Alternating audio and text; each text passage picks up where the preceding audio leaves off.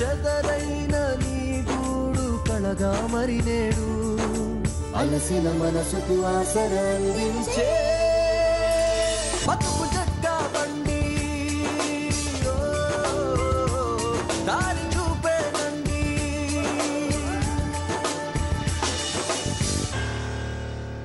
ఇది కథ కాదు జీవితం.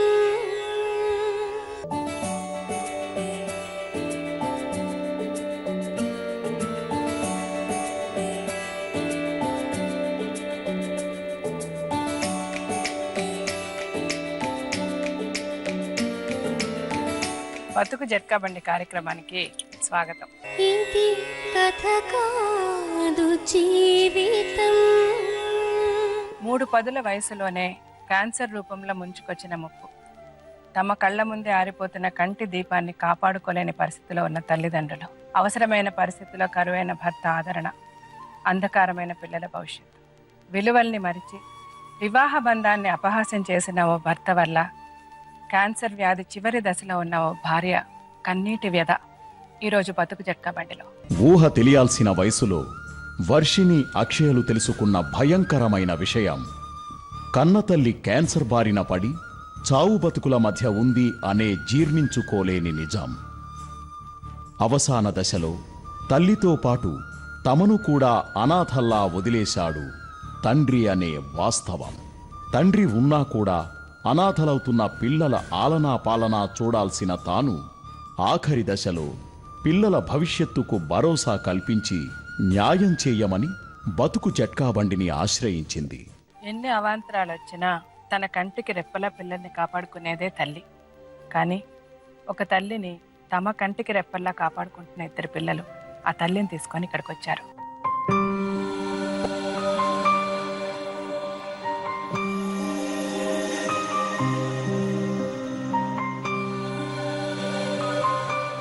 మీకు క్యాన్సర్ ఎప్పుడు తెలిసిందమ్మా? అయిపోయిన తర్వాత మేడం. మీకు ఇప్పుడు ఫైనల్ స్టేజెస్ లో ఉన్నారని చెప్పారు కదా డాక్టర్లు?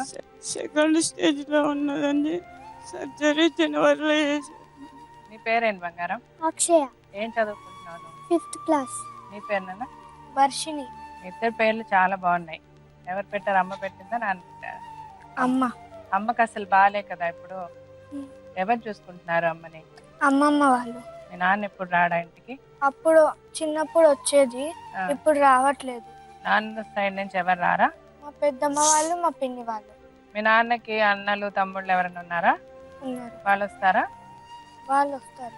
అమ్మకి అసలు ఒంట్లో బాగాలేదు, అమ్మకి ఎంత ఒంట్లో బాగాలేదు, అమ్మకి పెద్ద హెల్త్ ప్రాబ్లం ఉంది, అది నీకు తెలుసా?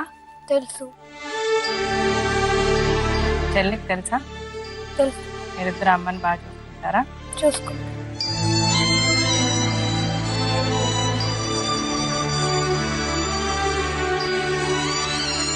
మిమ్మల్ని స్కూల్కి తీసుకెళ్ళడం, స్కూల్ నుంచి మీరు రావడం, మీ చదువులు, మీ స్కూల్ ఫీజులు ఇవన్నీ ఎవరు కడుతున్నారు? ఎవరు చూసుకుంటున్నారు మిమ్మల్ని? మీకు బట్టలు కొనిపెట్టడం, మీ బాగోగులన్నీ ఎవరు చూసుకుంటున్నారు? మా అమ్మమ్మ వాళ్ళే మేడం. అమ్మమ్మ వాళ్ళే. అమ్మమ్మ తాత ఉన్నారా? ఉన్నారు మేడం. ఆ అమ్మకి అన్న తమ్ముడు ఎవరైనా ఉన్నారా? ఉన్నారు మేడం. ఎంతమంది? ఒక అన్న, ఒక తమ్ముడు మేడం. అమ్మ బాగున్నప్పుడు అన్న అమ్మ చూసుకునేది. ఇప్పుడు అసలు స్కూల్కి వెళ్ళట్లేదు మేడం పిల్లలు.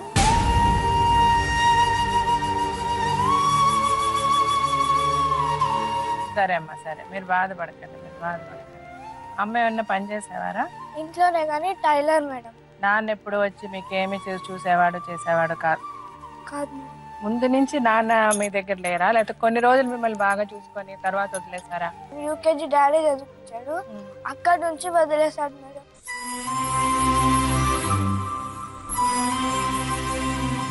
మీరు పిల్లల్ని కానీ వీళ్ళు పుట్టినప్పుడు అంతా మీరు బాగానే ఉండేవారు కదా? బాగానే ఉన్నామంటే చిన్న చిన్న గొడవలు, కోటు అమ్ముకోవడం అలాంటివి చేసేవాడు. సరే సరే, మీరు అంటే మీ ఆరోగ్యం అయితే బాగుండేది అప్పుడు? మొన్నటి వరకు 1 year క్రితం బాగానే ఉంది మేడం.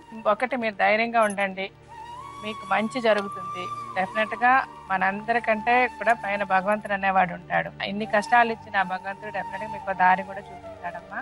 మీరు ధైర్యంగా ఉండాలి, మీ పిల్లల గురించి మీరు ధైర్యంగా ఉండాలి. ఇప్పుడు నేను మీ అమ్మగారిని నాన్నగారిని వాళ్ళని పిలిచి మాట్లాడుతాను, ఎందుకంటే మీకు మాట్లాడడం కష్టం. నేను అన్ని విషయాలు వాళ్ళ ద్వారా తెలుసుకొని మనం ఏం చేద్దామని చూద్దాం, సరేనా? మీరు ధైర్యంగా ఉండండి.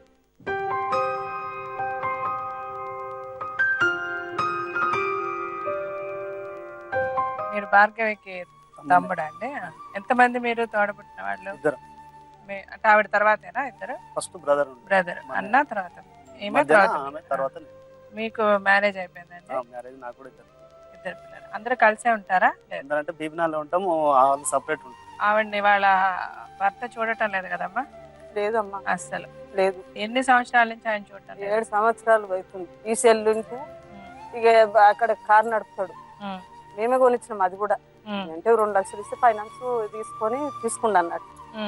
తీసుకుంటే అది నడుపుకుంటా ఇక ఎక్కడో అమ్మాయిని చూసుకుంటాం.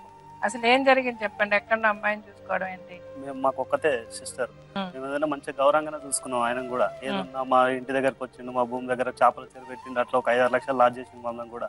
ఏది అడిగినా గోల్డ్ అడిగినా. అంటే ఈ సంబంధం మీరే చూసి చేశారా? ఇది మేమే చూస్తాం. ఈమెనే మొదటి భార్య ఆయన? ఈమెనే మొదటి భార్య.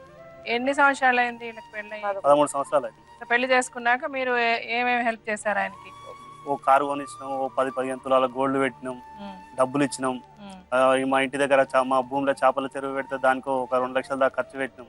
అంటే ఈ పెళ్లి చేసేటప్పుడు మీరు అతని గురించి అన్ని తెలుసుకునే చేశారా? అతనే మంచి కుటుంబం నుంచి వచ్చాడు, అతను సరే అంటే వాళ్ళ మమ్మీ వాళ్ళు మనకు కొద్దిగా వేరే నుంచి రిలేటివ్స్ అన్నట్టు, మా చిన్నమ్మ వాళ్ళకు.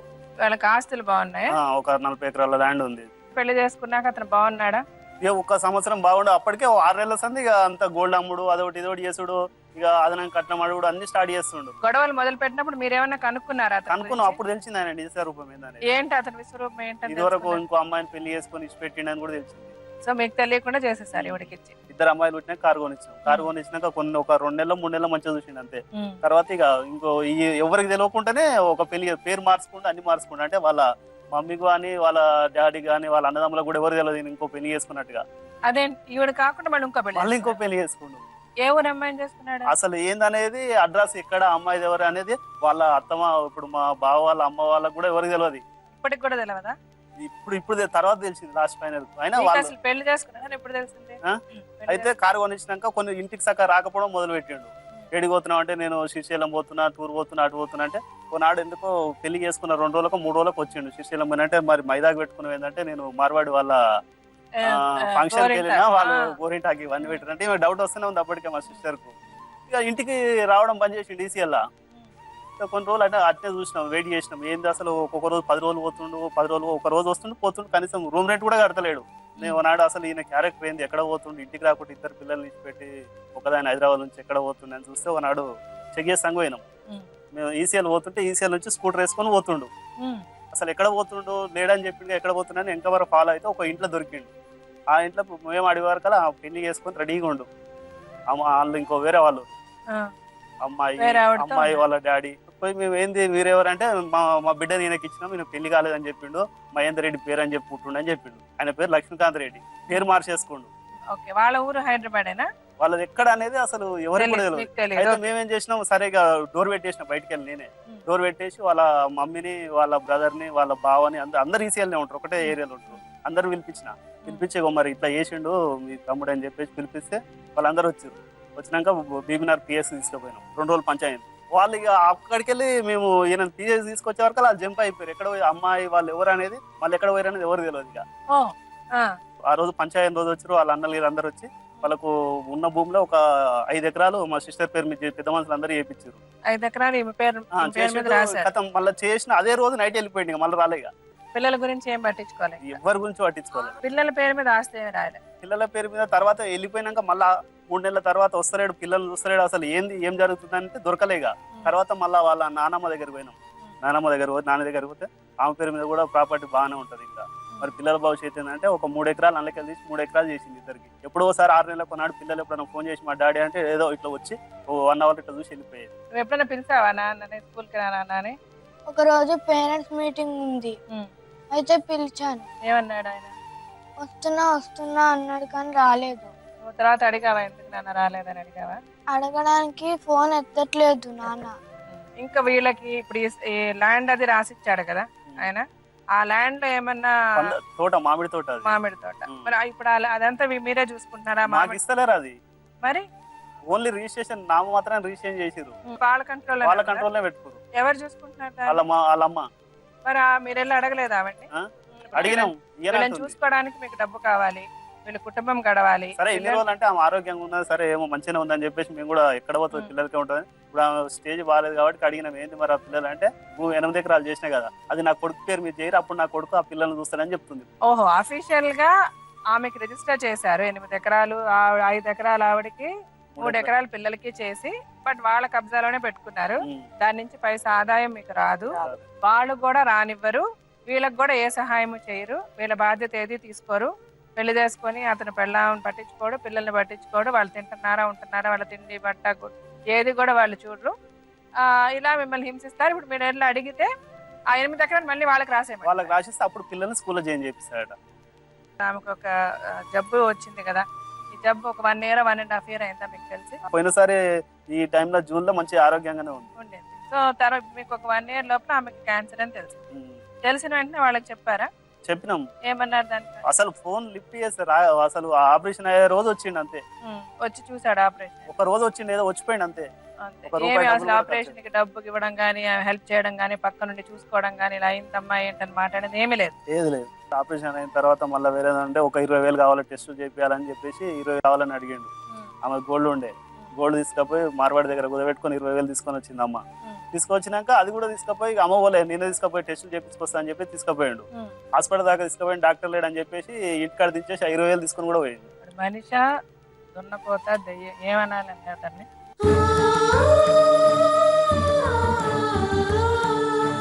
మీరు చెప్పండి, ఒక తల్లిగా మీరు ఆ అమ్మాయిని చూస్తున్నారు, ఇప్పుడు 7 సంవత్సరాల నుంచి ఆమె పడుతున్న బాధ, మీరు అసలు మీకు ఏమనిపిస్తుంది అమ్మాయిని చూస్తే?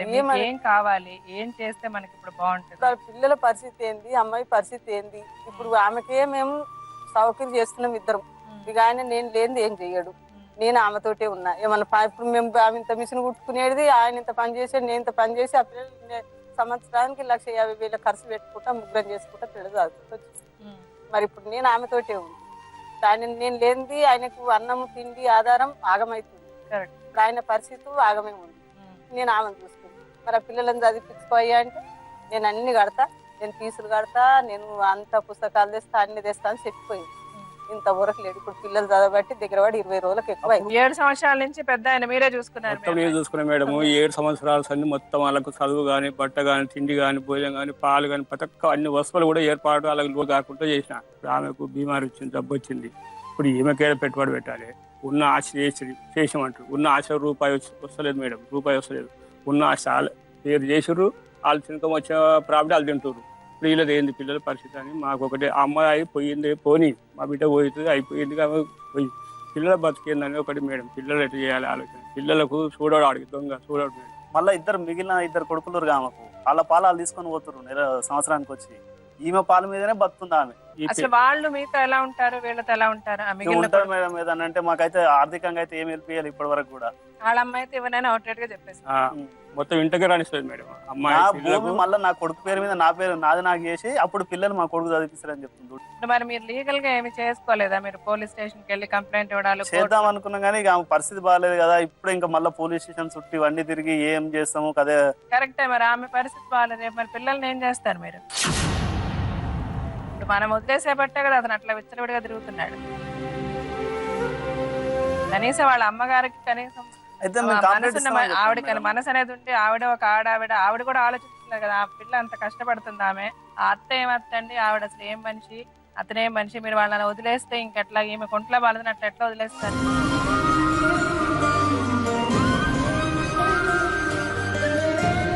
ఆ ఊరు వాళ్ళు మొత్తం రోజు ఒకసారి వచ్చి చూసుకుంటారు. ఆమె ఏమంటుంది మేడం, పోతే చూసుకోపో, నీ పిల్లని బిడ్డను తీసుకోపో, మాకు అవసరం లేదు, నేను రాదని తీసుకోపో. అమ్మాయి వాళ్ళ అత్తగారిని అసలు ఏంటి, ఆవిడ ఏమనుకుంటుంది, వీళ్ళకి ఏం దారి చూపిస్తుంది అడుగుదాం.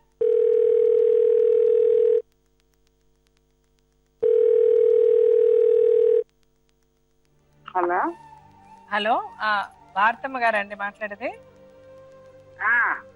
నేను జీవిత మాట్లాడుతున్నానమ్మా, బతుకు జట్కా బండి అనే కార్యక్రమం నుంచి. జీవిత భారతమ్మ గారు, మీ కోడలు భార్గవి గారు ఉన్నారు, తెలుసు కదా మీకు?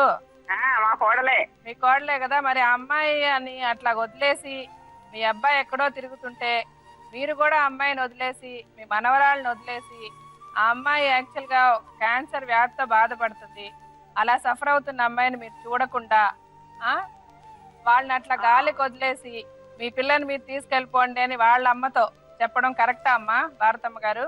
నేను చెప్పలేదు అట. మీరు చెప్పలేదు, మరి మీ అమ్మాయిని మీరు చూసుకుంటున్నారమ్మా? చూసుకుంటారా? ఇది ఎన్ని రోజులు నెల 15 రోజులు ఇక్కడే ఉన్నారు కదా మా ఇంట్లోనే. ఆ నెల 10 రోజులు సరే అమ్మా, మరి అంతకు ముందు 7 సంవత్సరాలుగా ఆమె ఎక్కడుంది? ఆమెను ఎవరు చూసుకున్నారు? మీ అబ్బాయి ఆ అమ్మాయిని మోసం చేసి ఇంకొక అమ్మాయిని పెళ్లి చేసుకొని వెళ్ళిపోయాడు. అబ్బాయి చూపించిండు, భర్తనే చూపించిండు, వాళ్ళు ఏం ఎవరు చూపించలే. అబ్బాయి ఆపరేషన్ చేయించిండు. లాస్ట్ కూడా గాంధీ తీసుకుపోయి కడుపు తిందంటే అన్ని చేయించుకొచ్చినాం. నేను పోయినాం. 8 రోజులు ఆడ ఉన్నది, అడ్మిట్ చేసుకున్నది. వారం రోజుల తర్వాత వచ్చిర్రు. అన్ని చేసినాము, అన్ని తిరుగుతూనే ఉన్నాం. ఎవరు చూడలేదమ్మా? మేము ఎందుకు చూడలేదు చెప్పు? మేము చూసినాం, మా కోడలు చూసిరు, మా కొడుకు తిరుగుతారు, అందరూ తిరుగుతూనే ఉన్నాం. ఎవరు చూడలేదు. అంటే 7 సంవత్సరాలుగా మీరే చూసుకుంటున్నారు పిల్లల్ని, మీ కోడల్ని? అంటే మమ్మల్ని వదిలేసిపోయింది. మరి ఉండమంటే ఇంటికి వచ్చి సామాన్ ఇడేసి కొంత సామాన్ చదువుకొని వదిలేసిపోయిండ్రు. మరి ఏం చేయాలి మేము? అలా కదమ్మా, మీ అబ్బాయిని ఇంకో పెళ్లి కూడా వాళ్ళే చేసుకోమన్నారు, వాళ్ళే సామాన్లు తీసుకొని వాళ్ళే వెళ్ళిపోయారు. అది మాకు తెలియదండి. అది నీవు తెలిసి చేస్తాం. అది సరే, మీరు తెలియక చేశారు. మీరు తెలియక చేసిన తర్వాత మీరు ఏం న్యాయం చేశారు ఈ అమ్మాయికి? ఏం న్యాయం చేయలేదు. కావాలని భూమి రాయించుకుంటారు వాళ్ళు. పోలీస్ స్టేషన్ తిట్టి భూమి రాయించుకున్నారు వాళ్ళు. సరే, భూమి రాయించుకున్నారు. భూమి రాయించుకున్న తర్వాత భూమి మీద ఆదాయం వాళ్ళకి ఇచ్చారా మీరు? నేను ఎవరికి ఇవ్వమ్మా, ఇంతవరకు నేను ఎవరికి ఇవ్వలేదు. అది సర్వే ఉంటది. నీళ్లు లేవు, కాలం లేక పొలాల నీళ్లు లేవు, ఎన్నడూ ఏం లేవు. మీరు ఇంకొకరికి ఇవ్వకపోయినా మీరు వాళ్ళకి ఇవ్వట్లేదు కదా, వాళ్ళని ఏ పని చేసుకొని ఇవ్వట్లేదు కదా భూమిలో. తీసుకుంటలేము, ఏం వస్తలేవు దాంట్లో. మీ భూమికి మీరు ఏమన్నా వస్తుందో లేదో అది వేరే. వాళ్ళ భూమిని వాళ్ళకి ఇచ్చేయాలా లేదా? వాళ్ళు అమ్ముకుంటారో లేకపోతే సేద్యం చేసుకుంటారో లేకపోతే ఎవరికన్నా ఇచ్చి ఏమన్నా చేయించుకుంటారో అది వాళ్ళ ఇష్టం. మీరు ఆ 8 ఎకరాలు వాళ్ళకి ఇవ్వాలి కదా. మీరు ఇవ్వకుండా వాళ్ళని అక్కడికి రానివ్వకుండా చేస్తే అది ఎంతవరకు న్యాయం అమ్మా? ఇప్పుడు రాసిస్తాము, నా దగ్గరనే ఉండొచ్చు కదా. మీ దగ్గర ఉంటే మీరు ఎవరో చూసుకోవట్లేదు కదా ఆవిడ్ని. ఇప్పుడు కూడా వచ్చి 2 నెలలు అయిందంట వచ్చి మీరు ఒక రూమ్ ఇచ్చారంట, ఆ రూమ్ లో పడి ఉండమన్నారంట, మీరు తిండి పెట్టారంట. వాళ్ళన్ని ఉప్పు పప్పు బియ్యం అన్ని వాళ్ళే కొనుక్కొని వాళ్ళే వండుకొని వాళ్ళ అమ్మగారి దగ్గర ఉండి అమ్మాయిని చూసుకుంటున్నారు. మీరు ఎవరో చూసుకుంది ఎట్లా మీ దగ్గర వచ్చి అమ్మాయి ఉంటది? మీ కొడుకేమో ఎప్పుడు వస్తాడో ఎప్పుడు పోతాడో ఎవరికి తెలియదంట. 6 నెలలకు ఒకసారి ఎప్పుడు వచ్చి ఒకసారి కనబడతాడంట. కనీసం పిల్లల స్కూళ్ళకి రమ్మంటే కూడా వెళ్ళి పిల్లల టీచర్లతో వాళ్ళతో ఏదో పేరెంట్స్ డే రమ్మంటే కూడా కూతురు వెళ్ళలేదంట. మోసం చేసి ఎవరో ఇంకొక అమ్మాయిని చేసి ఇంత తప్పులు చేసినప్పుడు కూడా ఇవన్నీ కరెక్ట్ అని చెప్పేసి మీరు మీ కొడుకుని సపోర్ట్ చేస్తున్నారు. మీరు ఏ విధంగా ఈ అమ్మాయిని పిల్లల్ని చూసుకున్నారమ్మా? ఇంకనో పిల్లలు చదువులు ఖరాబ్ అయితే పిల్లలు చదివియాలంటాను. మేము కొడుకు అక్కడే సపోర్ట్ చేయము. ఎందుకు సపోర్ట్ చేస్తామంటే పిల్లలు ఉండగా మేము సపోర్ట్ సపోర్ట్ ఎందుకు చేస్తాం? మేము చాలా సంతోషం. మీరు సపోర్ట్ చేయనప్పుడు మీ పిల్లోడిని పిలిచి మీ అబ్బాయిని పిలిచి 2 తిట్లు తిట్టి ఆ పిల్లల్ని చదువులు చూసుకోమని చెప్పి ఆ భార్యను చూసుకోమని చెప్పి ఏ రోజున చెప్పారా మీరు? అన్ని చూసుకున్నాము. మొన్న వచ్చిండ్రు 2 రోజులు. ఇప్పుడు వెనకకి అయింది. హాస్టల్ చేస్తే ఫిబ్రవరిలో అది రాయన్నట తీసుకుంటారట, లేకుంటే ఇప్పుడు తీసుకోరట. బీబీనాలు చదివించారు. చదివింటే ఆ ఖర్చులు ఇస్తా అంటుండు. ఎవరిస్తా అన్నారు? ఈయన వాళ్ళ డాడే ఇస్తాడట. ఖర్చులు ఇస్తా, ఫీజులు, బట్టలకు, బుక్కులకు అన్ని నేనే ఇస్తా. ఈసారి ఒకసారి ఈ సంవత్సరము బీబీనాలు చదివించినట్ట. తర్వాత వేరే స్కూల్ వేస్తానని మళ్ళీ వాళ్ళ అత్తమ్మకే చెప్పిపోయిండు. అంటే ఈ సంవత్సరం అంతా వాళ్ళు చదువుకోవద్దా? మరి చదువుకున్నాడు. అదే బీదీనాలు చదివింది కదా ఇదివరదాకా. ఇప్పుడు కూడా ఆయన చదివిస్తే నీకు ఖర్చులు ఇస్తా అంటుండు. మీరు ఆ అమ్మాయికి ఆ పిల్లలకి మీరు కనీసం అన్నం అన్న పెడతారా? మీ ఇంట్లో ఉంటే పెట్టాల్సిన అవసరం ఉందా లేదా? మేమే పెట్టినాం ఇదివరదాకా. ఇప్పుడు దాకా మీరే పెట్టారంటే వాళ్ళ అమ్మ ఎందుకు అక్కడ వచ్చి ఆవిడ ఎందుకు వండి పెడుతుందమ్మా ఆవిడకి? మేమే పెట్టామమ్మా, మేము పెట్టాము. నేను గిట్టనే పిల్లల దగ్గరికి మా చిన్న కొడుకు ఆపరేషన్ అయితే నేను 4 రోజులు ఇటు అటు తిరుగుతున్నా వంట చేయని చెప్పిన. కానీ 4 రోజులు ఎవరి దగ్గర తిన్నారు? అంటే మీరు ఈ 4-5 రోజులు ఏదో మీకు పని ఉంది కాబట్టి ఆవిడ వండి పెట్టమన్నారు, లేకపోతే నేను బాగానే చూసుకుంటున్నాను అంటున్నారు మీరు, అంతేనా? అవును. మరి ఆ పిల్లలు ఇక్కడే ఉన్నారు, వాళ్ళని ఒకసారి అడుగు. ఏమో మీ నాన్న మిమ్మల్ని బాగా చూసుకుందా? చూసుకోలేదు. ఆవిడ మీకు భోజనం పెట్టాను నేనే చూసుకున్నాను అంటున్నారు. చూసుకున్నారు ఆవిడ? అంటే అప్పుడు ఒక 2 days భోజనం పెట్టింది. తర్వాత మీ అమ్మమ్మ వచ్చింది కదా, మీ అమ్మమ్మ స్టవ్ కూడా ఉంది కదా, అక్కడ అన్నం వండుకోండి, గ్యాస్ అయిపోతుంది, మళ్ళీ గ్యాస్ ఎవరు తెస్తాడు అని అంటుంది.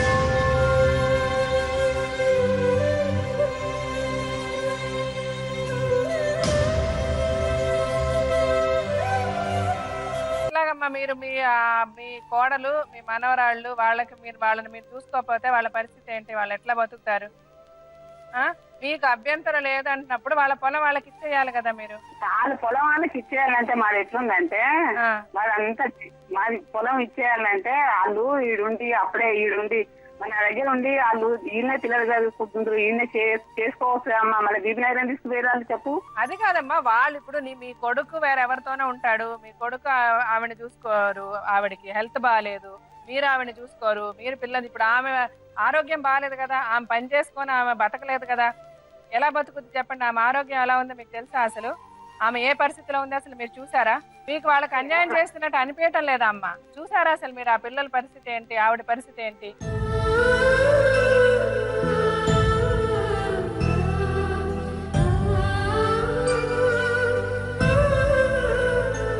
మీరు మీ కొడుకుని తెచ్చి వాళ్ళని చూసుకునేలా చేయలేరు, మీరు వాళ్ళని చూసుకోలేరు, మీ ప్రాబ్లమ్స్ మీకున్నాయి.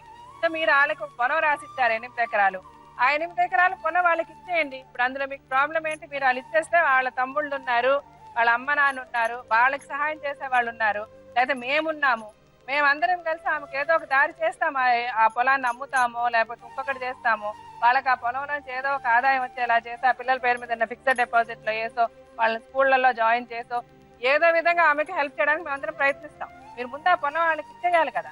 మీరు ఇవ్వడానికి రెడీగా ఉన్నారా లేదా అది చెప్పండి ముందు. రాదు మా ఈ జైంట్లు ఉన్నాయి మళ్ళీ మేము పంచుకున్న తర్వాత అప్పుడైతే కానీ ఇప్పుడు ఏం విడదీయరాదు. అది ఆ పొలాన్ని ఎలా విడదీసి వాళ్ళకి ఇప్పించాలో మేము చెప్తాం మీకు. ఆ విధంగా మీరు వాళ్ళకి విడదీసి ఇచ్చేస్తారా? మీరు కాదు, వాళ్ళు ఉండి చేసుకోవడానికి ఎవరన్నా వద్దన్నారా వాళ్ళను? అలా కాదమ్మా, ఉండి ఎలా చేసుకుంటారు? ఎవరు చేస్తారు? భర్త చెయ్యాలి, అతను చెయ్యడు, అతను ఎవరితోనే వెళ్ళిపోయాడు. ఇంకెవరు చేస్తారు? ఆమె ఇవాళ రేపో ఉన్నట్టు ఉన్నది ఆమె పరిస్థితి. ఎవరు చేస్తారు పొలం ఉండి చేయడానికి ఆమెకి? ఏ పొలం ఎవరు చేసుకున్నా కన్నతాంటి ఉన్నాడు కాబట్టి కన్నోళ్ళే చూసుకుంటారు. ఏ కన్నోళ్ళు చూసుకోవాలి? వాళ్ళ అమ్మ నాన్న చేస్తారా భూమిలో వచ్చి? వాళ్ళనంటే లేను, పిల్లల కన్నా తండ్రి ఉన్నాడు కదా తనే చూసుకుంటాడు. ఆయన కన్నోడు ఉన్నాడు, సాదుకుంటాడు, ఏమన్నా చేసుకుంటాడు. ఎందుకండి ఇవన్నీ లేడా? ఇప్పుడు ఇవన్నీ హాస్పిటల్ తీసుకురాలేదా? ఇన్ని 6-7 నెలల సంది హాస్పిటల్ ఎవరు తీసుకొచ్చిర్రు? ఏ తమ్ముడు తీసుకొచ్చిండు? ఎవరు తీసుకొచ్చిర్రు? ఎవరు తీసుకొచ్చిర్రు? వాళ్ళ అమ్మ నాన్నే చూసుకున్నారు. వాళ్ళ అమ్మ నాన్నే చూసుకున్నారు. ఎవరు చూసుకోలేదు. నేను తీసుకొచ్చింది కూడా అందరికి తెలుసు. హాస్పిటల్ ఎవరు పోయింది, మా పిల్లలు మేము అందరు పోయింది తెలుసు. వాళ్ళే చూస్తారండి, వచ్చి చూసిపోయింది అంతే. హాస్పిటల్ చూసిపోయిందంట. మీరు హాస్పిటల్కి వెళ్ళి చూసిపోతే అమ్మాయికి బాగా అయిపోద్దమ్మా. చూసిపోయిందంట. మరి నేనేం చేయమ్మా? నేను ఒకదాన్ని ఉండాలంటే నేను ఉండలేను, నా కాలే నడవరాదు. కరెక్ట్ అమ్మా, అదే మీరు చూసిపోతే అలా చెప్పకండి. అమ్మాయిని మేమే చూసుకున్నాము, మేమే అమ్మాయికి మందులు ఇచ్చాము, మేమే ఆపరేషన్ చేసి ఇట్ట మాట్లాడకూడదు మీరమ్మా, తప్పు. మీరు ఇప్పుడు ఏమంటున్నారు? అన్ని మేమే చూసుకున్నామన్నారు. మళ్ళీ నేను అడిగితే మీరేమంటున్నారు? నేనట్టు చేస్తానమ్మా, చూసుకోవడం తప్ప నేనేం చేయగలను అంటారు. మీకు కూడా ఒక కూతురు ఉందమ్మా, ఇదే పరిస్థితి. ఈ పరిస్థితిలో భారతమ్మ గారు పరిస్థితి ఉండదండి నాకు. మిమ్మల్ని ఉండమని ఎవరు చెప్పటం లేదమ్మా. ఇప్పుడు ఇదే పరిస్థితిలో మీ కూతురు, మీకు ఒక కూతురు ఉంది కదమ్మా, ఈ పరిస్థితిలో మీ కూతురు ఉంటే మీరేం చేస్తారు చెప్పండి? మీరు అనకండి అట్లా, వాళ్ళ మాటలు ఎట్లా నమ్ముతారు మీరు? ఇప్పుడు 7 సంవత్సరాలు అంటే హెల్తీ ఉంది, ఆమె పని ఆమె చేసుకుంది. ఇంగ్లీష్ మీడియం పిల్లలు, ఇంగ్లీష్ మీడియం. ఆ ఊర్లో ఇంగ్లీష్ మీడియం లేదు స్కూలు, మంచి స్టడీ చదువుకుంటారు వాళ్ళు. అయితే మేము మా ఖర్చు నుండి మేము బీబీనాలు చదివిపించినాము. అయితే ఫైనల్ స్టేజ్కి ఆమె వచ్చినాక కూడా ఇప్పుడే నువ్వు 2 రోజులు అన్నం పెట్టలేదు, దాన్ని అన్నేళ్ళు ఎట్లా చూసుకుంటావు? ఎందుకు చూసుకోను? అన్ని అబద్ధాలు చెప్పొద్దు. ఇంగ్లీష్ మీడియం లేదని, మా ఊర్లో ఇంగ్లీష్ మీడియం లేకపోతే భువనగిరి ఒలిగొండ ఇంగ్లీష్ మీడియం లేదా? నీ దగ్గరనే ఉంది ఇంగ్లీష్ మీడియం. ఈ ఊర్లో వ్యాన్ సౌకర్యం ఉంది, భువనగిరి పంపిస్తావు. ఎందుకు తోలిస్తావు 4 రోజులు స్కూల్ కు? ఎప్పుడు? ఇప్పుడు మా పిల్లలకు మాకు అంత ఎరకలేదా? నీకే ఎరకనా? మరి ఎరుకుంటే ఏది? మరి ఎరుకుంటే కాదు, మా పిల్లలు మాకు ఏమైనా చేసుకుంటాం. ఎందుకు నీకు అంతా చంపుకుంటాకే అందరికి పెళ్లి చేసేది?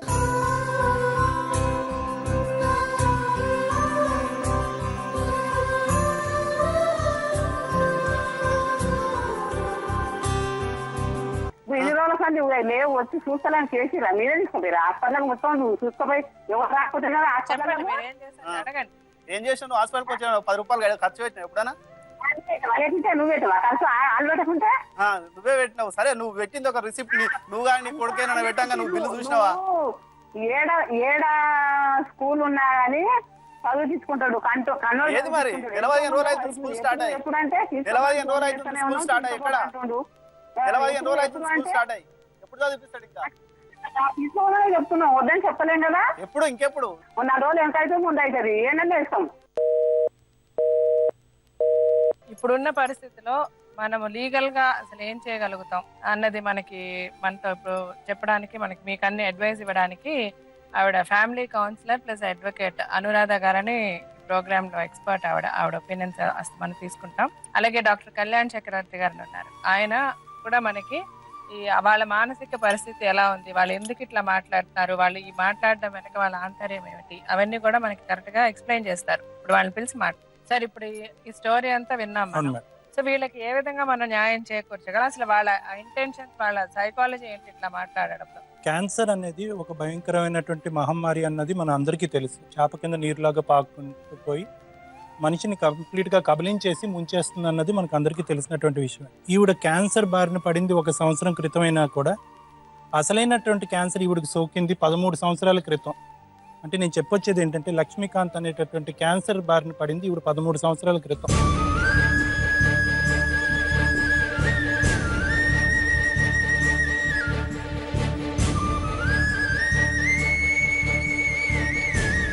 వీళ్ళు మినిమల్గా కూడా అనాలిసిస్ చేయకుండా ఆ వ్యక్తి ఏంటి, ఆ వ్యక్తి యొక్క వ్యక్తిత్వం ఏంటి అని చెప్పుకుంటూ ఏదో మారుతాడులే ఏదో అనే ఒక క్షమాగుణంతో, అంతేకాకుండా ఎప్పటికప్పుడు ఏదో ఒకటి కొనివ్వటం, మళ్ళీ కారు ఇవ్వటం, ఇలా చేసుకుంటూ వీళ్ళందరినీ పూర్తిగా పిండిన తర్వాత వీళ్ళందరినీ ఏకాకులను చేసి రోడ్ల మీద పడేసినటువంటి పరిస్థితి.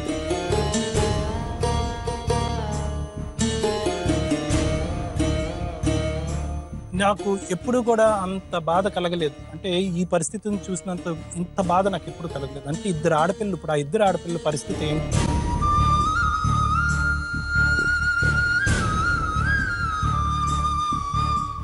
అసలు నాకు వర్డ్స్ కూడా రావట్లేదు మేడం. అంటే వీళ్ళని అంత భయంకరమైనటువంటి పొజిషన్లో వదిలేసి, ఈ ఆడపిల్లని వదిలేసి ఆవిడ పరిస్థితి ఏంటి అన్నది ఇందాక రికార్డ్స్ చూస్తేనే నాకు అర్థమైంది. ఆవిడకి ఓరల్ క్యాన్సరే కాకుండా ఇంకో విధంగా లివర్ కూడా దెబ్బతింటం వల్ల ఫర్దర్గా ట్రీట్మెంట్కి వెళ్తే కనుక ఇంకా తక్కువ సమయంలోనే చనిపోతుందేమో అన్న భయంతో డాక్టర్లు ఏం చేశారు అంటే కనుక ఇంకా ఆయుష్ ఇంకా ఫర్దర్గా తగ్గించకుండా నువ్వు వెళ్ళి నీ ఆఖరి రోజులు నీ పిల్లలతో పాటు ఉండమ్మా అని చెప్పి ఇంటికి పంపించడం అన్నది జరిగింది.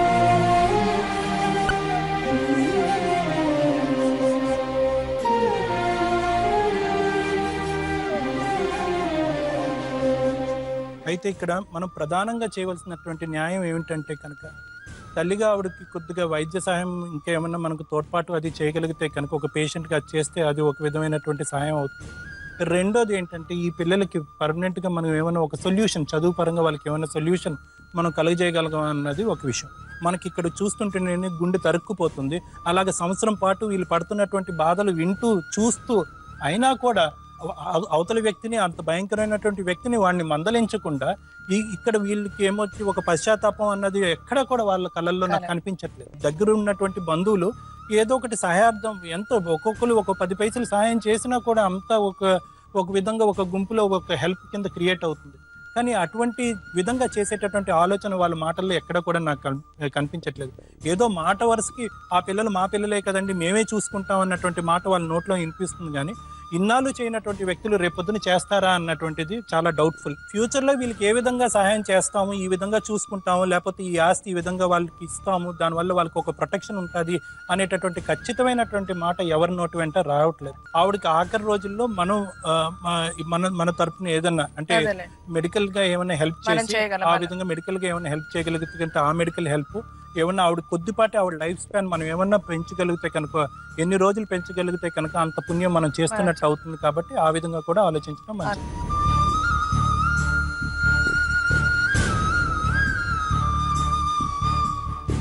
యాక్చువల్గా ఇప్పుడు వాళ్ళ మాటల్లో కూడా మనం వింటే ఆవిడ ఎంతసేపు చెప్పినా పొలం ఇచ్చాము చేసాము కానీ పొలం వాళ్ళకి ఇవ్వడానికి లేదు, ఇక్కడికి వచ్చి చేసుకోవాల్సిందే అంటుంది. ఆమె ఏమీ చేసుకోలేని పరిస్థితి, అతను వచ్చి చూడడు. వీళ్ళకి ఏ విధంగా మనం న్యాయం చేయగలం? ఉరి తీసే తలారికి అది వృత్తి అయిన అతనికి కూడా కనీసం పని చేసే ముందు ఇది నా కేవలం వృత్తి తప్ప నేను ఎవరి మీద కక్ష లేదు అని అంటారు. అంతకంటే కూడా ఈవిడ చాలా కఠినంగా మాట్లాడుతుంది. అంటే ఆ మాత్రం కూడా ఆవిడకి పిల్లల మీద కనికరం లేనట్టు అనిపిస్తుంది. తన కొడుకు ఇట్లా చేశాడు, ఇట్లా చేసేసాడు, పాప పిల్ల కష్టపడుతుంది, పిల్లలు కష్టపడతారన్న ఒక అంతేనండి. భర్తతో పాటు ఆ భగవంతుడు కూడా ఆవిడకి అన్యాయం చేసినట్టే అనిపిస్తుంది. పెనై రాకుమా మాట మన్నించుమా బయట పడిపోకుమా చెయ్యెత్తి దీవించే వేళ నీ కళ్ళలో జలపాతాల నీ పేరు నిట్టూర్పుల జ్వాల.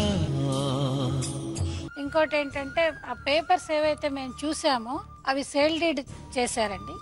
తర్వాత ఈవిడ చేత వీల్నామా లాంటిది కూడా రాయించారు.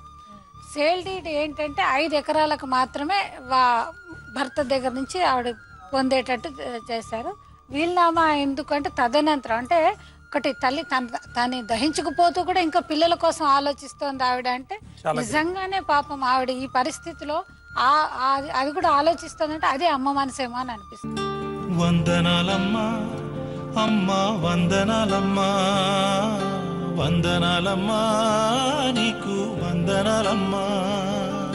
పిల్లల విషయానికి వస్తే వాళ్ళిద్దరికి 1.5 ఎకరం చొప్పున ఎవరైతే మీరు మాట్లాడిన వాళ్ళ అమ్మ బామ్మగారు ఉన్నారో నాయనమ్మ ఉన్నారో వాళ్ళు ఆవిడ పిల్లలకి గిఫ్ట్ డీడ్ లాంటివి చేశారు.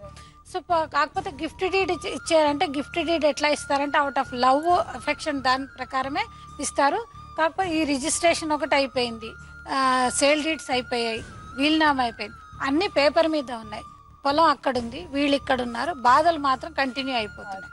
సో ఇక్కడ మెయిన్గా మనం లీగల్గా ఇక్కడ వీళ్ళకి అవసరం ఏంటంటే ఆ పొజిషన్ అనేది వీళ్ళకి ఇవ్వగలిగిన పరిస్థితులు అయితే దాని మీద వచ్చిన బెనిఫిట్స్ వీళ్ళు అనుభవించగలుగుతారు. వీళ్ళు ఇక్కడ నుంచి లోక్ అదాలత్కి మనం ఇక్కడ నుంచి ఒకటి రెఫర్ చేస్తే అది ప్రీ లిటిగేషన్ మ్యాటర్ కింద అంటే ఈవిడ పరిస్థితిని పరిగణలోకి తీసుకుంటూ ఇదైతే అప్లికేషన్ ఇచ్చామో చాలా త్వరగా మీరు దీన్ని పరిష్కరించండి అని చెప్పి ప్రీ లిటిగేషన్ మ్యాటర్ లాగా ఈ మ్యాటర్ని వాళ్ళు అక్కడ రెఫర్ చేసినప్పుడు అక్కడ ఏమైపోతుందంటే వీళ్ళు ఎప్పుడైతే మీరు ఫోన్లో మాట్లాడినా కూడా వాళ్ళు ఎటువంటి కనికరం ఏది చూపించట్లేదు. ఎందుకంటే మీరు మనకి మాట్లాడగలుగుతాము, కన్విన్స్ చేయగలుగుతాం, కౌన్సిలింగ్ చేయగలుగుతాం, వేరే యాక్షన్ తీసుకునే అది మాత్రం ఓన్లీ లీగల్గా ఉంటుంది కనుక వాళ్ళని అక్కడ రెఫర్ చేసినప్పుడు వాళ్ళు ఏం చేస్తారు, ఇక్కడి నుంచి వాళ్ళకి సమన్ చేస్తారు.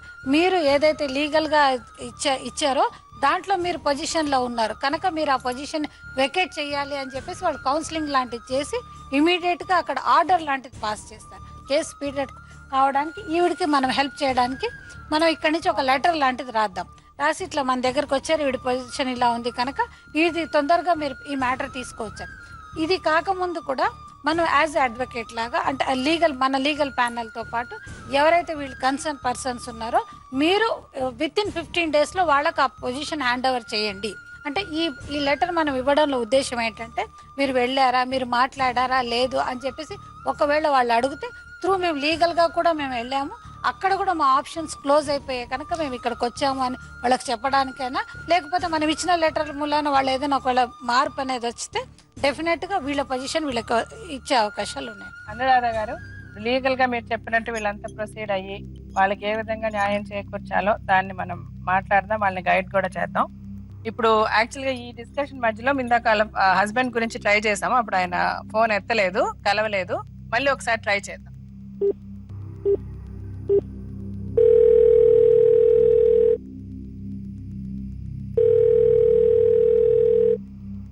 రాధా గారు, లీగల్ గా మీరు చెప్పినట్టు వీళ్ళంతా ప్రొసీడ్ అయ్యి వాళ్ళకి ఏ విధంగా న్యాయం చేకూర్చాలో దాన్ని మనం మాట్లాడదాం, వాళ్ళని గైడ్ కూడా చేద్దాం. ఇప్పుడు యాక్చువల్గా ఈ డిస్కషన్ మధ్యలో ఇందాక హస్బెండ్ గురించి ట్రై చేసాము, అప్పుడు ఆయన ఫోన్ ఎత్తలేదు, కలవలేదు, మళ్ళీ ఒకసారి ట్రై చేద్దాం.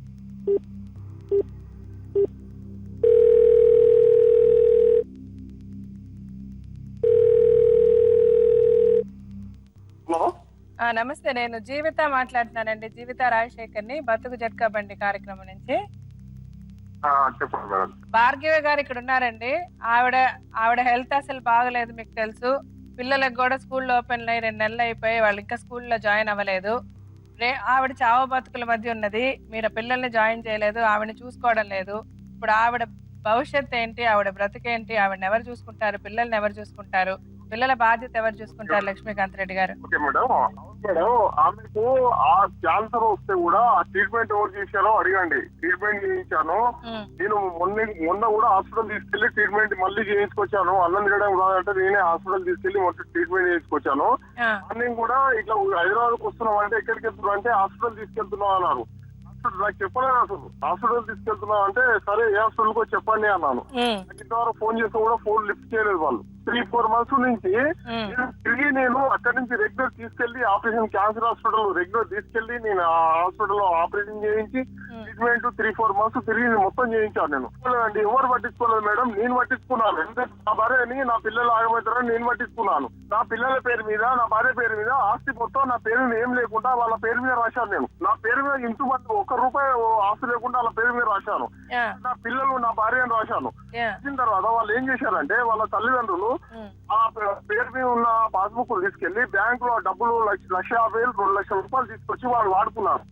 ఇప్పుడు వాళ్ళు కూడా వాళ్ళ పాస్బుక్ చూపించలేదు మేడం, వాళ్ళ దగ్గరనే పెట్టుకున్నారు. కూడా నా దగ్గర ఉన్న ప్రాపర్టీ మొత్తం లాక్కున్నారు. నా జేబులో రూపాయలు లేకుండా బయటకు వెళ్ళగొట్టారు. అయినా కానీ బయటకు వెళ్ళిపోయాను. నేను ఏమన్నా అంటే హాలిడేస్ అయినాయి, స్కూల్ ఓపెన్ అయినాయి కదా, ఈసారి అదే స్కూల్లో కంటిన్యూ చేయండి. ఇప్పుడు వేరే స్కూల్లో వేసుకోవడానికి కూడా బాగుండదు. డేట్ ఆఫ్ బర్త్ సర్టిఫికెట్లు కూడా తీసి రెడీ లేవు.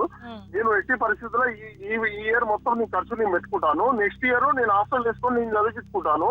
ఈ ఇయర్ అట్నే కంటిన్యూషన్ చేయండి అని నేను చెప్పాను. మొన్న కూడా వచ్చి చెప్పేసాను. నేను మా పెద్ద బాబుని అడగని చెప్తాది, నేను ఎంత ఖర్చు నేను పెట్టుకుంటాను. అతనే చూసాడు అంటున్నాడు మిమ్మల్ని. ఏం చూసాడు చెప్పండి. ఏమి చేయలేదు మేడం, అంత గవర్నమెంట్ అంత కారు ఉంది కాబట్టి తీసుకొచ్చి తీసుకోవడం. టైం అయిపోయింది, అదే స్కూల్లో కంటిన్యూషన్ చేయండి. నీ ఖర్చు మొత్తం నేను పెట్టుకుంటాను చెప్పానా లేదా? ఖర్చు ఏముంది, గవర్నమెంటే కదా అంతా. నేను ఇంటి గవర్నమెంట్ గురించి మాట్లాడుతున్నాను, హాస్పిటల్ గురించి మాట్లాడాలి కాదు. వస్తాను అది బ్లడ్ ఎక్కిచ్చారు కాబట్టి ఇన్ఫెక్షన్ అయిందని చెప్పారు మేడం. అయితే గాంధీకి ఇవ్వమన్నారు వాళ్ళు గాంధీకి ఇవ్వమంటే గాంధీకి ఏమొద్దు మళ్ళీ లేట్ అయిపోతుంది అని చెప్పి కంపెనీకి తీసుకెళ్ళాడు. టెస్టులకు 8,000 అవుతాయి అని చెప్పారు. అయితే సరేనే అని చెప్పి చేయిస్తాడేమో అని చూసి ఒక 10 days చూసాము. టెస్టులు చేయించి ఒక్కోసారి మందులు కాస్ట్లీ మందులు ఇచ్చి తీసుకున్నాడు. 1,200 అయ్యాయి మందులకు. తీసుకున్న తర్వాత ఇంకా చేయిస్తున్నాడు. సరే డబ్బులు లేక ఇబ్బంది పడుతున్నాడేమో అనుకొని ఇంకా నేనే నా దగ్గర కలిసి ఉంటే మా అమ్మ వాళ్ళకి ఇచ్చాను. ఇచ్చి ఇంకా వేరే ఎండలో పెట్టి డబ్బులు తెచ్చి అమ్మ అంటే సరే అని తెచ్చి 20,000 ఇస్తే తీసుకొని పోయాడు. మళ్ళీ రాలేదు మేడం. 20,000 ఇస్తే 20,000 ఇచ్చి 10,000 టెస్ట్లకు అయినాయి. 8,000 రూపాయలు టెస్ట్లకు అయితే మెడిసిన్ అయినాయి. ఓకే నేను ఒప్పుకుంటాను. ఆమె దానికి 4,000 రూపీస్ ఆమెకే ఇచ్చాను మేడం. ఆమెకే ఇచ్చాను, డబ్బులు రిటర్న్ ఇచ్చాను. అడగండి. ఇది ఎప్పటికీ తెలియదు మేడం. నాకు క్యాన్సర్ అని తెలియగానే కాళ్ళు పట్టుకున్నా, ఏళ్ళు పట్టుకున్నా, నా పిల్లలు కూడా పట్టుకుంది మేడం. చిన్న పాప కాళ్ళు పట్టుకొని బంధులాడింది మేడం.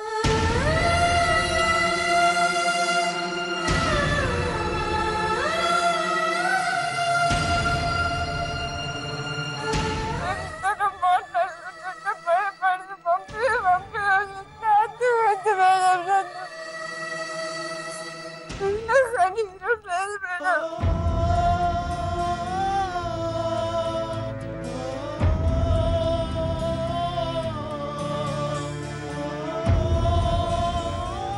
ఆఫీస్లో కాకముందు నుంచి నాకు క్యాన్సర్ అని టెస్టులు ఎప్పుడైతే వచ్చిందో రిపోర్ట్లు అప్పటి నుంచి బదులాడుకుంటూనే ఉన్నాం. అంతా కూడా చెప్తూనే ఉన్నాం.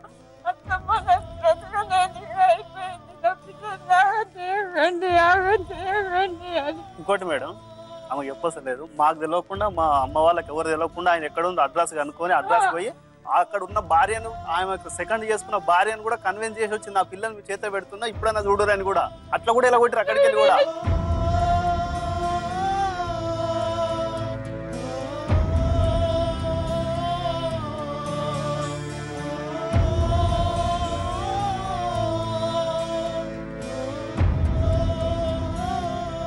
మీరు ఆడవకండి, మీ ఆరోగ్యం బాగాలేదు, మీరు కొంచెం రిలాక్స్ ఉండండి. వీళ్ళెవ్వరికి నా బాధ తెలియదు. మంచిగా లేదు, నేను చనిపోయే వరకు పిల్లల్ని చేతిలో పెట్టాలని చెప్పి 2 పిల్లల్ని తీసుకొని పోయా మేడం. నేను నీ ప్రశ్నలు నీవి ఎవ్వరో బదులెవ్వరుగా, నీ చిక్కులు నీవి ఎవ్వరూ విడిపించరుగా. ఏ గాలో నిన్ను తరుముతుంటే అల్లరిగా, ఆగాలో లేదు తెలియదంటే చెల్లదుగా 10 నెలలు తనలో నిన్ను మోసిన అమ్మైనా అప్పుడో ఇప్పుడో కననే కనను అంటుందా. లక్ష్మీకాంత్ రెడ్డి గారు ఉన్నారండి మీరు లైన్లో? ఇప్పుడు ఆమె పరిస్థితి చూస్తే నాకే నిజంగా మాటలు రావడం లేదు. దయచేసి మీరు పెద్ద మనసు చేసి, ఆమె ఏమంటుందంటే నేను ఎన్నో రోజులు ఉంటాను, నేను పోయిన తర్వాత నా పిల్లల పరిస్థితి ఏంటి, దయచేసి ఆ పిల్లల్ని మీరు చేరదీసి ఆ పిల్లల బాధ్యత మీరు తీసుకోవాలని మేము కోరుతున్నాం. మీరు ఎంత పెద్ద పాపం చేశారో ఒక్కసారి మీరు ఒక్కరే కూర్చొని మిమ్మల్ని మీరు ప్రశ్నించుకుంటే మీకే సమాధానం దొరుకుతుంది. మీరు చేసిన పాపాన్ని కొద్దో గొప్ప కడిగేసుకోవాలంటే ఈ చివరి రోజుల్లో ఆమెకు ఆసరాగా నిలబడి ఈ ఉన్న కొద్ది రోజులు ఆమెను సంతోషంగా ఉండేలా చేసి ఆ పిల్లలకి నేనున్నానన్న భరోసా ఆవిడకి ఇస్తే ఆవిడ ప్రశాంతంగా చనిపోతుంది. ఆవిడ ఆత్మకు ఒక శాంతి చేకూర్చిన వాళ్ళు అవుతారు. ఉన్న అంటే ఆత్మ ఎట్లా కొట్టుకుంటుందో ఆవిడ మనసులో, ఆవిడని చూస్తే మా అందరికి అర్థమవుతుంది.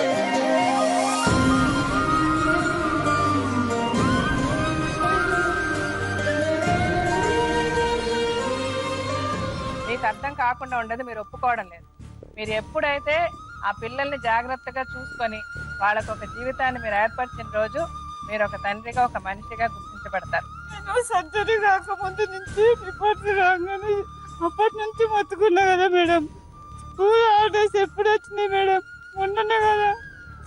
కనీసం అప్పటి నుంచి చూస్తుంటే ఇప్పటి వరకైనా స్కూల్ సీట్ దొరకపోవడం లేదు మేడం. మనకు ఉన్నంతలో చదువుకోవచ్చు కదా మేడం, పెద్ద పెద్ద స్కూల్ ఎందుకు? సరే భార్గవి, మీరు వేడవద్దమ్మా. అది కూడా చచ్చిపోయింది మేడం. చనిపోతే కూడా చనిపోవాలి మేడం.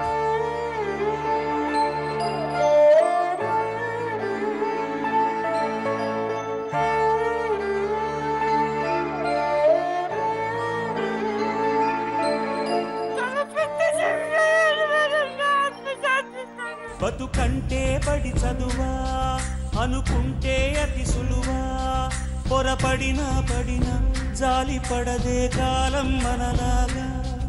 ఒక నిమిషం కూడా ఆగిపోదే నువ్వు వచ్చేదాకా.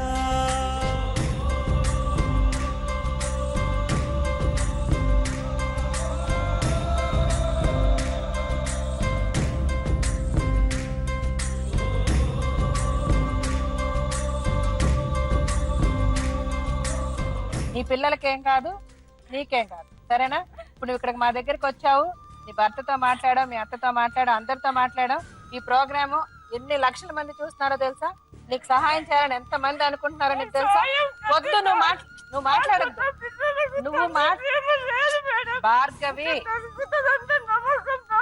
అరే నీకు నీ భర్త చేయడం మేం చేస్తామన్నా, నువ్వు ఎందుకు మాట్లాడుతున్నావు? మేం చేస్తాం. సరే ఓకే, ఓకే శిక్ష వస్తుంది. సరే నువ్వు ఇలాగ అనుకుంటే శిక్ష రాదు కదా. ఓకే అతనికి ఓకే సరే, మీరు సైలెంట్ గా ఉండండి కాసేపు, మీరు మాట్లాడుకో. మీకు అతనికి శిక్ష పడాలి.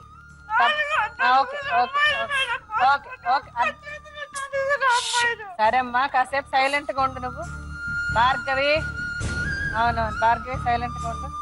వదిలేసే నరాలు ఇంకా దెబ్బతింటాయి. కాసేపు పడుకో అమ్మా, పడుకో అలా రిలాక్స్.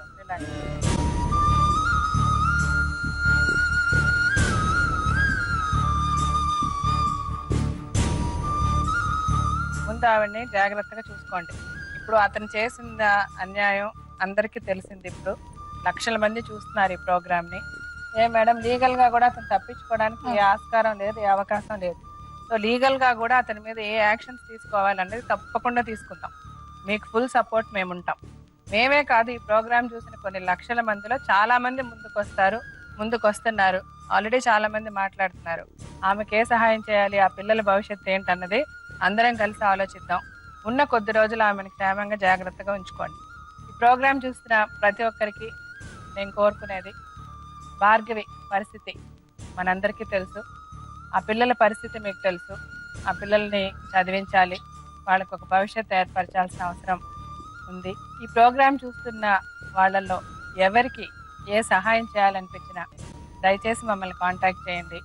ఆ కుటుంబాన్ని కాపాడడానికి మనందరం చేతులు కలిపి లీగల్గా అతను శిక్షించడం అన్నది కూడా జరగాలి. అది కూడా మనం ఏమేం చేయగలమో చూద్దాం. అలాగే ఆ కుటుంబాన్ని ఏ విధంగా సపోర్ట్ చేయగలం అన్నది కూడా మీరందరూ కూడా మాతో పాటు ఆలోచిస్తే చాలా చాలా బాగుంటుంది. లక్ష్మీకాంత్ రెడ్డి అలాంటి భర్తలు ఇంకా ఈ సొసైటీలో ఎంతమంది ఉన్నారో మీ అందరికీ చేతులు ఎత్తి జోడించి నేను కోరుకునేది ఒకటే, దయచేసి ఇలాంటి పరిస్థితి ఇంకొక స్త్రీకి తీసుకురాకండి. మీ విలాసాల కోసం, మీ సుఖాల కోసం, మీ సంతోషాల కోసం ఆడదాన్ని ఒక బొమ్మలాగా వాడుకోకండి. మీ ఒంట్లో ప్రవహిస్తున్న అదే రక్తం తన ఒంట్లో కూడా ప్రవహిస్తుంది. ఆడపిల్లలంటే విలాస వస్తువులు కాదండి, వాళ్ళు మనుషులే. దయచేసి ప్రతి భర్త భార్యని గౌరవించడం, భార్య కూడా ఒక మనిషే అని ఆలోచించడం. అట్లీస్ట్ ఈ స్టోరీ చూసిన తర్వాత, ఈ భార్గవి లక్ష్మీకాంత్ రెడ్డి కథలు విన్న తర్వాత అన్నా ఆలోచించడం మొదలు పెట్టండి. ఇదే పరిస్థితి ఇంకే కుటుంబంలోనే ఉంటే దయచేసి భర్తలారా మారండి.